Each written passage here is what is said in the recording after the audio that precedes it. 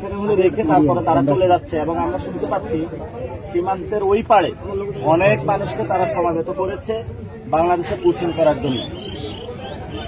আমরা সরকারের উদ্দেশ্যে বলতে চাই, বাংলাদেশের মানুষ কোনোভাবেই পুশিং মেনে নেবে না এবং পুশিং বন্ধে সরকারকে জরুরি উদ্যোগ নিতে হবে।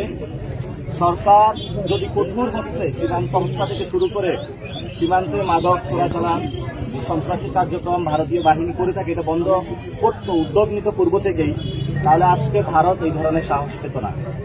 এবং গতকালকে স্বরাষ্ট্রমন্ত্রী যে বক্তব্য দিয়েছেন সালাউদ্দিন সাহেব, এটি একটি বাংলাদেশি মানুষদেরকে হত্যাকাণ্ডের মধ্য দিয়ে নিয়ে যাওয়ার একটি বক্তব্য দিয়েছেন এবং বাংলাদেশের সীমান্তবাসী যারা রয়েছে তাদেরকে কিন্তু অনিরাপদ করে দিয়েছে। এই জন্য ওনার এই বক্তব্যটা প্রত্যাহার করতে হবে এবং সাথে সাথে বাংলাদেশের কোনোভাবে যাতে পুশিং ভারত করতে না পারে সেই বিষয়ে সরকার পদক্ষেপ নিতে হবে। আমরা এখানে যে এসেছি, ভারত থেকে বাংলাদেশে কয়েকটি পরিবারকে তারা পাঠিয়ে দিয়েছিল এবং তারা মানবিক জীবন যাপন করছিল।